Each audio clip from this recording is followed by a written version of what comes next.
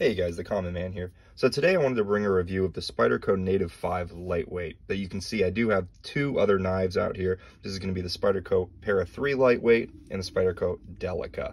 The reason I have these other two knives here is because these are two very similar knives, definitely the most similar knives in my collection to the Native 5 Lightweight. So I thought not only would be a good idea to bring a good review, but also a little bit of a comparison between the two, just to kind of give you an idea of what we're working with. And most of you guys are probably pretty familiar with the Delica and the Para 3 Lightweight.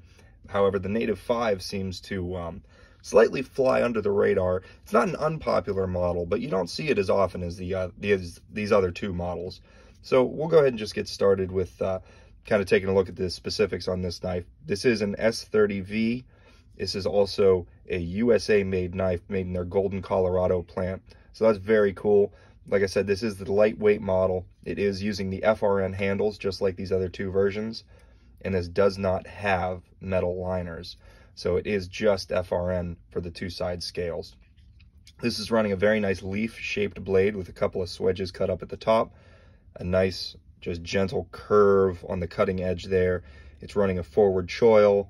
It has a full flat grind, and it does go the whole height of the blade. Nice jimping up here. So you can see very, very nice blade, very similar in the cutting edge to both of these other knives. These both run very similar cutting edges, with the Para 3 Lightweight having just a little bit more of a flat on it. But you can see cutting edge length is very, very similar. Overall height of the blade is very similar, and that's actually consistent with the Delica as well. Delica is not quite as tall as the Lightweight, but it's about the same as the Native 5. You can see very similar height on the blade there. So the Native 5 Lightweight, like I said, is running the FRN handles, and it's actually the exact same grip texture. It's the same pattern that you see on the Delica as well as the Para 3 Lightweight. It's a very effective grip pattern. It really locks you in, whether you're going forward or the back of your hand, your fingers when they're coming backwards on there. Very effective grip texture.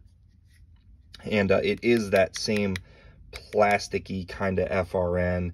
It's got that same, not the highest quality feel. The Native 5 being just slightly the shortest out of the three.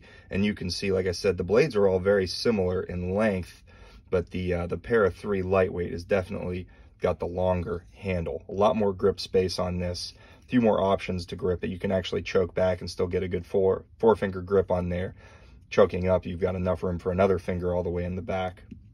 Now the Native 5 Lightweight, you also have enough room for four fingers, but just barely. You are just at the edge there, and when you choke up, you do actually have plenty of room there for another finger, just to give you an idea of how much room there is. The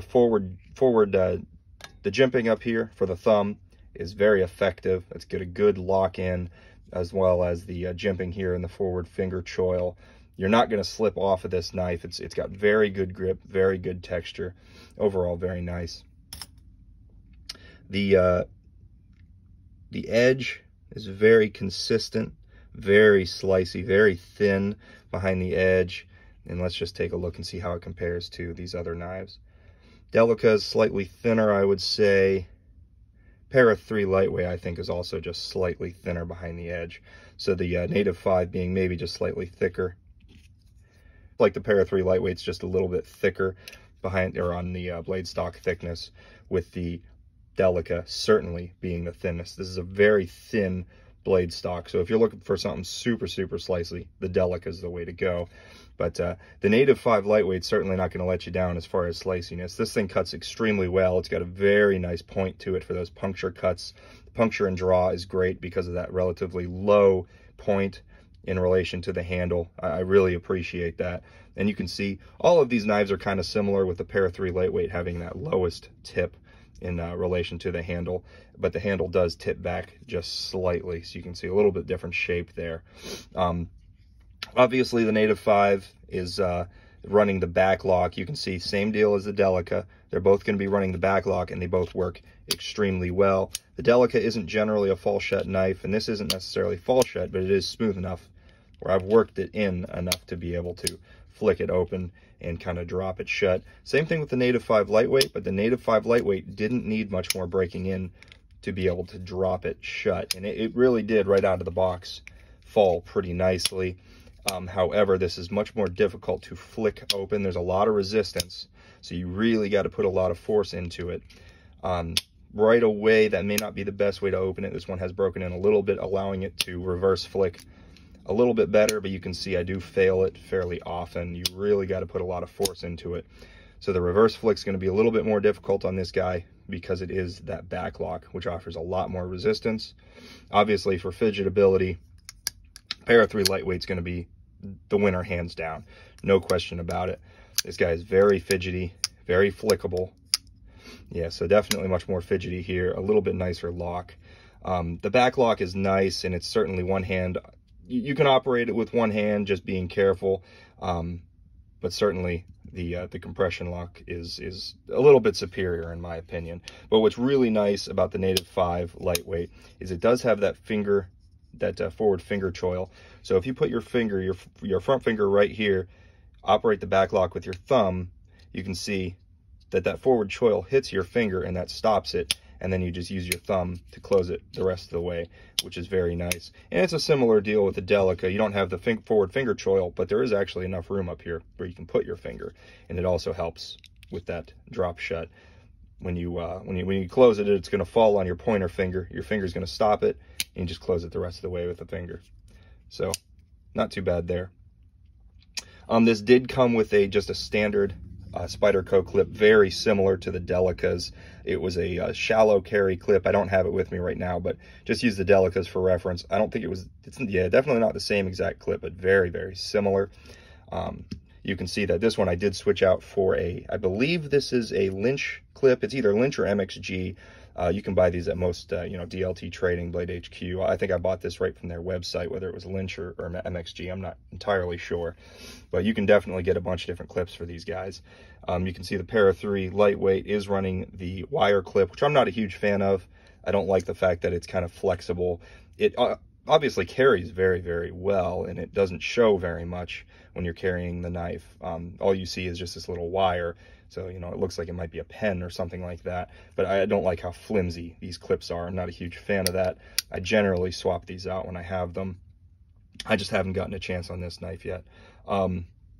Yeah, so, the clip, and another nice thing is the clip falls, and it should be the same for the original clip. I know the Delica is kind of similar, but the clip actually falls on this nice flat spot here, so you don't have this very aggressive texturing up against the clip, so it's nice and easy to get into the pocket and take out without having a ton of friction there. Now, like I said, back lock, so similar to the Delica.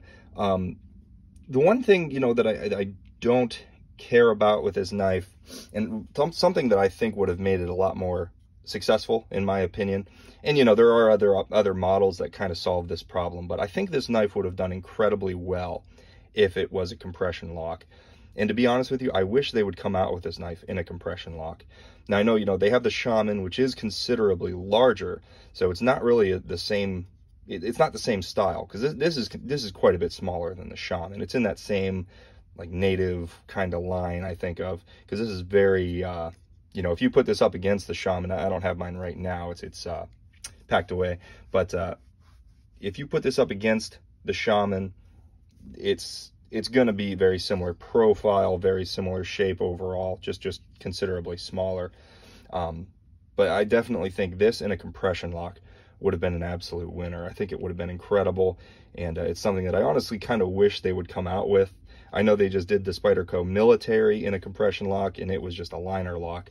But you can see, they're kind of revamping those older models, and that's one that I think would really be awesome in the compression lock, and it'd be much more similar to the Para 3 lightweight, being much more flickable, much more easy to operate one-handed, and again, it's a very similar size knife, so it would be just as easy to carry, just as easy to use as the Para 3 lightweight. I think it would be very successful.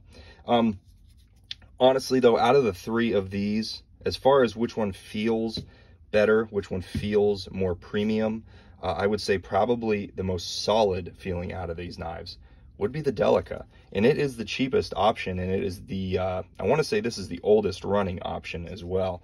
This one's been around for a very long time, but those metal liners really give it a certain rigidity a really nice kind of premium solid feel. This is a great knife. It's slim, it's small, it's still pretty lightweight. I think size for weight doesn't really necessarily compete with these two, because this has the metal liners making it a little bit heavier for its overall size, but it just feels solid. Para 3 lightweight, you know, it feels pretty good, but again, just that kind of cheap plastic, and it feels like plastic, you know it's plastic. But honestly, the Native 5 lightweight unfortunately just feels less premium than these two. I don't know if it's these more square edges. These edges are not knocked down very well, or rather, they're not chamfered. They're not rounded too well. I mean, they were rounded a little bit, but it just feels blocky, and it doesn't feel like quality. And then the other thing is, I mean, this is the most hollow sounding of the three. Certainly the most plasticky. It's got quite a bit of play. Not too bad. We're not talking like bug out level, but you know, it's got a little bit of squeeze to it, whereas this one, it's not too much different, but this one's a little bit more rigid. I just think that this one feels a little bit more plasticky, a little bit cheaper. Now, obviously, this does come in the standard G10 version. The problem with that one is it's very expensive. I think they're asking $180, $190 for that thing, which just doesn't make sense to me. S30V, G10 with metal liners, I don't really see them justifying $180 or $190 for a back lock that's been around for as long as this knife has. So that's why if you're looking at the Native 5 lightweight, this is probably the version you're going to be looking at. But yeah, I don't know. Unfortunately, I was not super satisfied with the way it felt. The handle, the ergonomics, the way it operates, the way it functions, I was super happy with, considering, you know, it's a back lock. I was very impressed with that, but just the feeling of the FRN just kind of left something to be desired as far as the overall quality goes. I wasn't super impressed with that. But overall, it's a really awesome knife, and for the price, I think you can pick this up for, like, I want to say it's like $120, maybe $130 right now. I think that's pretty good. FRN's kind of a little tough to justify for that price, but, you know, there's other knives doing that, asking for more, so, you know, you can't really complain. I think it's overall pretty decent, but again, this would be an awesome option in a compression lock. I think that would just be sweet, and maybe a lightweight version in the G10. I know that makes it a little bit heavier, but that would be kind of cool.